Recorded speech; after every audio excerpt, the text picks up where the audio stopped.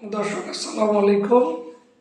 সরল কথার দৈনিক ৭ কারণে আপনাদেরকে স্বাগতম।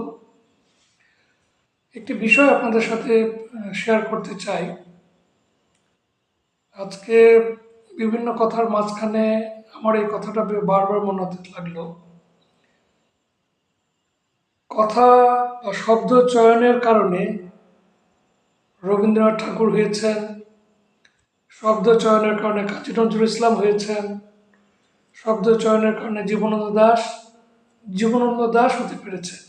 চুলতার, কবিকার, অন্ধকার, বিদিশার নিশা, মুক্তার, শ্রাবস্তির কারুকার্য, এই যে শব্দের ব্যবহার, এই শব্দের ব্যবহারের কারণে রবীন্দ্রনাথ ঠাকুর, কাজী নজরুল ইসলাম, জসীমউদ্দিন, জীবনানন্দ দাশ এরকম অনেক মানুষ বিখ্যাত হয়েছেন।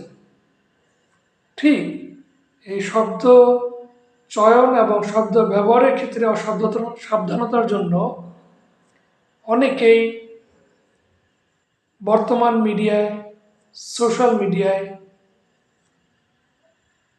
কটাক্ষের শিকার হয়েছেন, যেটাকে অনেকে ট্রল বলে, ট্রলের শিকার হয়েছে।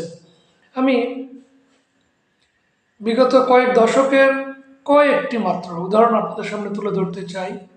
আপনারা দেখেছেন আমাদের দেশ বরেণ্য সংবিধান প্রণেতা, যাকে আমরা সকলে সম্মান করি, ডক্টর কামাল হোসেন।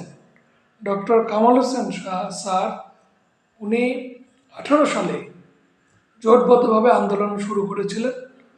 আওয়ামী বা গত সরকার যে সরকারটি ছিল, সেই সরকারের বিপক্ষে নির্বাচনী জোট তৈরি হয়েছিল। সেই নির্বাচনী জোটের আন্দোলন যখন তুঙ্গে, শহীদ মিনারে ফুল দিতে গেলেন, ঠিক ওইখানে সাংবাদিকদের প্রশ্নের সম্মুখে উনি একসময় বলে উঠলেন, খামোশ।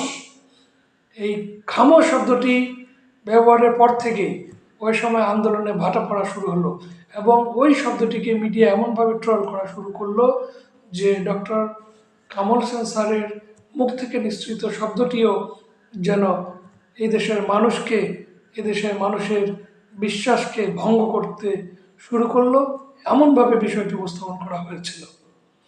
আমি তার পূর্ববর্তী সময়ে আরও কয়েকজন ব্যক্তির শব্দচয়ন বা উচ্চারিত শব্দের উল্লেখ আমি করতে চাই।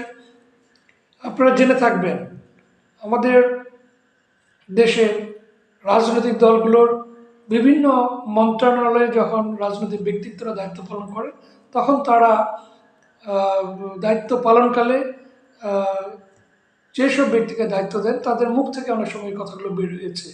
যেমন ধরেন, উই আর লুকিং ফর শত্রুস, এই শব্দটি উচ্চারণ করেছিলেন লুৎফুজ্জামান বাবর। লুৎফুজ্জামান বাবর সাহেব যখন এই কথাটি উচ্চারণ করলেন, তখন বিশ্ব মিডিয়া থেকে শুরু করে বাংলাদেশের মিডিয়া তার এই কথাটিকে নিয়ে চরম ট্রল হয়েছিল। ঠিক আল্লাহর মাল আল্লাহ নিয়ে গেছে, এই শব্দগুলো বলার সময়ও সেই সময়কার স্বরাষ্ট্রমন্ত্রী বিপদে পড়েছিলেন এবং ট্রলের শিকার হয়েছিলেন। আমি ঠিক আজকের দিনে দাঁড়িয়ে, 2024 সালে দাঁড়িয়ে আমি ঠিক বলতে চাই, একটি জালিম থেকে আরেকটি জালিমের হাতে রাষ্ট্র ক্ষমতা না দেওয়ার যে আহ্বান, এই আহ্বানটিকেও মিডিয়া ট্রলের মাধ্যমে বা পারস্পরিক দুটি রাজনৈতিক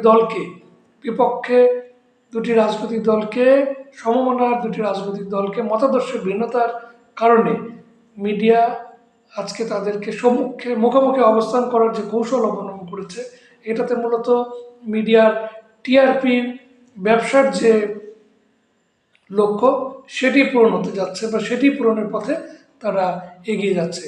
এই জন্য আমার অনুরোধ থাকবে সকলের প্রতি, শব্দ ব্যবহারের ক্ষেত্রে আমরা যাতে সচেতন হই। এই রাষ্ট্রকে গড়ে তুলতে হলে আমাদের ভিতরে ঐক্য থাকতে হবে এবং এই ঐক্য নিয়ে আমাদেরকে সামনের দিকে এগিয়ে যেতে হবে। সকলকে ধন্যবাদ। আমার চ্যানেলটি যদি আপনাদের ভালো লেগে থাকে, দয়া করে সাবস্ক্রাইব করুন। আসসালামু আলাইকুম।